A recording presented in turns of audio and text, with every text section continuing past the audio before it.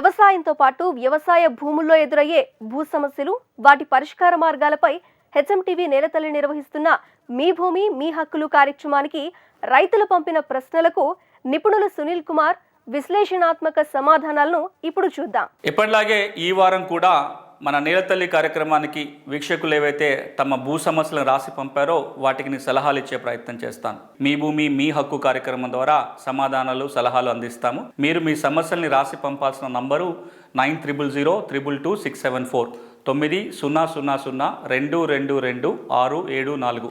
ఈ నెంబర్కి వాట్సాపే చేయండి. కాగితాలు పంపకండి. మీ సమస్యని క్లుప్తంగా రాసన్న పంపండి, లేదా మీ సమస్యని తెల్ల కాగితం మీద రాసి దాన్ని ఫోటో తీసైనా పంపండి. ఇక ఈ వారం ప్రశ్నల విషయానికి వచ్చినట్లయితే మొదటి ప్రశ్న, ఇది ఎక్కడి నుంచి రాస్తున్నారో రాయలేదు. గ్రామ కంఠంలో మాకు భూమి ఉంది, అది రిజిస్ట్రేషన్ ద్వారా కొనుగోలు చేశాము, దస్తావేజు కూడా రిజిస్ట్రేషన్ అయిపోయింది. కానీ ఇప్పుడు బ్యాంకు నుంచి లోన్ పొందాలి అంటే గ్రామ కంఠంలో ఉన్న భూములకి లోన్లు ఇవ్వడానికి వీలు కాదు, గ్రామ కంఠం భూములు ప్రభుత్వ భూములు అవుతాయని చెప్తున్నారు, లోన్లు వస్తాయా అని అడుగుతున్నారు. ఈ గ్రామ కంఠము లేదా ఆబాది అంటాం, తెలంగాణలో ఆబాది. ప్రతి రెవెన్యూ గ్రామంలో కొంత స్థలాన్ని నివాస స్థలంగా లేదా ఆవాసాలు ఏర్పాటు చేసుకోవడం కోసం కేటాయిస్తారు. దానికి ఒక నెంబర్ కూడా ఏమీ ఉండదు. దాన్ని గ్రామ కంఠం లేదా ఆబాది అంటాం. ఆ ఊరు ఏర్పాటు చేసుకోవడానికి కేటాయించబడిన ప్రదేశం. దాన్ని టెక్నికల్గా ప్రభుత్వ భూమిగానే భావిస్తారు. ఆ ప్రభుత్వ భూమిలో ఎవరికి ఏ భూమి ఉంటే అక్కడ నివాసం ఏర్పాటు చేసుకొని ఉండడానికి అవకాశం ఉంటుంది. దాన్ని వినియోగించుకోవడానికి హక్కులు ఉంటాయి తప్ప అమ్ముకోవడానికి హక్కులు ఉండవు. కానీ ఇటీవల వచ్చిన కొన్ని మార్పులు, జీవోలు చూసి ఆ తర్వాత గౌరవ హైకోర్టు తీర్పుల మేరకు గ్రామ కంఠములో లేదా ఆబాదిలో ఎవరైతే ఆస్తి కలిగి ఉంటారో, ఇంటి స్థలం కలిగి ఉంటారో ఆ ఆస్తుల్ని వాళ్ళ అమ్మకాలు కొనుగోలు చేయొచ్చు.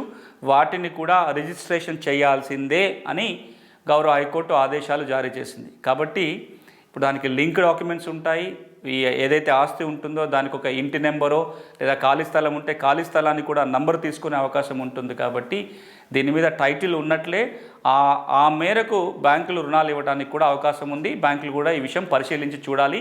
మరీ ముఖ్యంగా ఇటీవల గౌరవ హైకోర్టు ఇచ్చిన తీర్పులను దృష్టిలో పెట్టుకొని బ్యాంకులు నడుచుకుంటే బాగుంటుంది.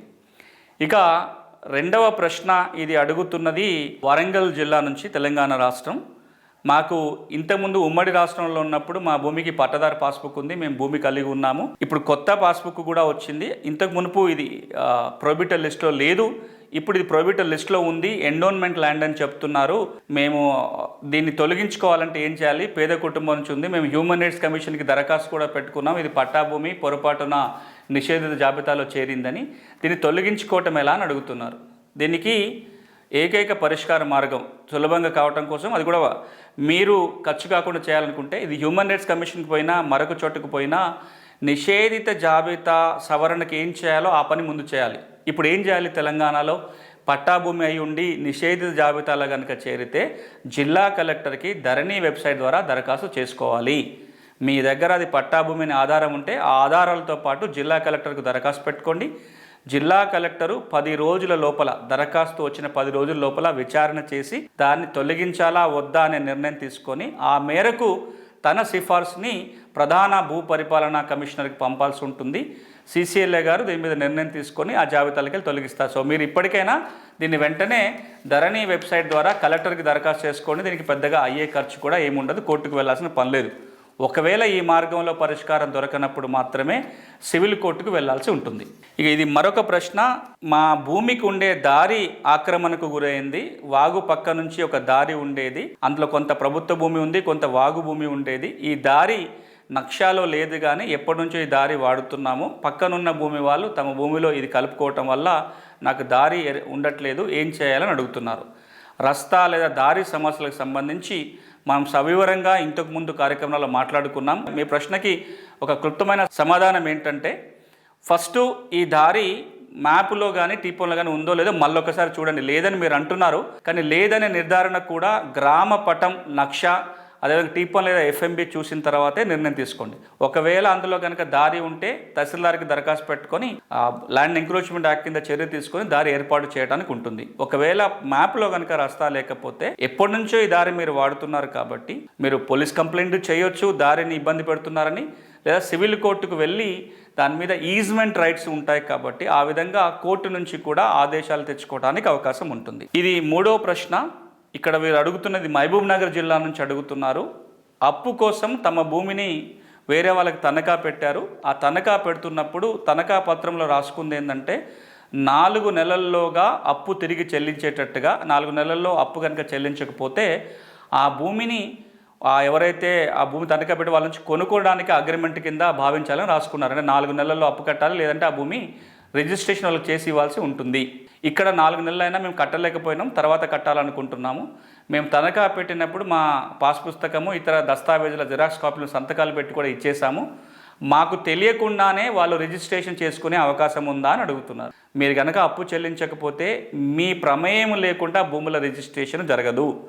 వారు ఆ రిజిస్ట్రేషన్ చేయించుకోవాలనుకున్నట్లయితే ఒక సేల్ డీడ్ రాసుకొని తహసీల్దార్ దగ్గర స్లాట్ బుక్ చేసుకొని మీరు వారు అమ్మేవాళ్ళు కొన్నవాళ్ళు ఇద్దరు ఉంటేనే రెవెన్యూ రికార్డుల మార్పులు రిజిస్ట్రేషన్ జరుగుతాయి తప్ప ఈ ఇతరుల పార్టీ లేకుండా, అమ్మే వ్యక్తులు లేకుండా మ్యూటేషన్ కానీ రిజిస్ట్రేషన్ జరగదు. రెండవది, వారు కావాలంటే మీ మీద కోర్టుకు వెళ్ళొచ్చు. కోర్టు ద్వారా నోటీసులు ఇచ్చి కోర్టు ద్వారా కూడా రిజిస్ట్రేషన్ చేసుకోవడానికి అవకాశం ఉంటుంది. కోర్టు నోటీసులు ఇచ్చినా మీరు వెళ్ళకపోతే ఎక్స్పార్టీ ఆర్డర్ కోర్టు ఇచ్చే అవకాశాలు కూడా ఉంటాయి. ఈ రెండిట్లో ఏదో ఒక మార్గం ద్వారా భూముల రిజిస్ట్రేషన్ అవుతుంది తప్ప ఈ 2 మార్గాలలో కూడా మీ ప్రమేయం ఉంటుంది. 1980లో భూమి అసైన్మెంట్ చేశారు. ఆ తర్వాత వారసులకి భూమి మార్పిడి కూడా జరిగిపోయింది. ఇప్పుడు ఈ భూమి 22A లిస్టులో ఉంది, తీసేయడానికి వీలవుతుందా అని అడుగుతున్నారు. అసైన్మెంట్ పట్టా భూములు 22Aలోనే ఉంటాయి, తీసివేయటానికి వీలు కాదు. అసైన్మెంట్ భూమి అయి ఉండి నిషేధిత జాబితాలో నుంచి తొలగించాలి అంటే 6 రకాల ఎక్సెప్షన్ కేటగిరీలో ఉన్నాయి మాత్రమే తొలగించడానికి అవకాశం ఉంటుంది. ఆ ఎక్సెప్షన్స్ గురించి నేను ఇంతకు మునుపు వారాల్లో మాట్లాడాను. మరొకసారి గుర్తు చేస్తా. అది తెలంగాణ అయితే 1954 కంటే, ఆంధ్రప్రదేశ్ అయితే 1954 కంటే ముందు, తెలంగాణ అయితే 1958 కంటే ముందు ఇచ్చిన అసైన్మెంట్ భూముల్ని జాబితా నుంచి తొలగించవచ్చు. 77 కంటే ముందు ఎవరైనా భూమి లేని పేదలు కొనుగోలు చేస్తే జాబితా నుంచి తొలగించవచ్చు. ఎక్స్ సర్వీస్ మెన్కో ఫ్రీడమ్ ఫైటర్స్కి ఇచ్చిన భూములైతే 10 ఏళ్ల తర్వాత పట్టా ఇచ్చిన తర్వాత తొలగించవచ్చు. పొలిటికల్ సఫర్కి ఇచ్చిన కనుక పట్టా ఇచ్చిన వెంటనే అమ్ముకోవడానికి ఉంటుంది. కాబట్టి అది నిషేధ జాబితాలో ఉండకూడదు, ఉంటే తొలగించడానికి అవకాశం ఉంటుంది. ఇవి ప్రధానమైన కేటగిరీలు. ఆ కేటగిరీలో ఉంటే మాత్రమే తొలగిస్తారు తప్ప మీరు చెప్పిన అంశంలో మాత్రం 22A నుంచి తొలగించే అవకాశం లేదు. భూ చట్టాలు, సమస్యల పరిష్కారం, అలాగే రైతులకు ఉపయోగపడే మరింత భూ సమాచారం కోసం మా HMTV అగ్రి యూట్యూబ్ ఛానల్ని సబ్స్క్రైబ్ చేసుకోండి. ఇది ఇవాల్టి నేలతల్లి కార్యక్రమం. నమస్తే.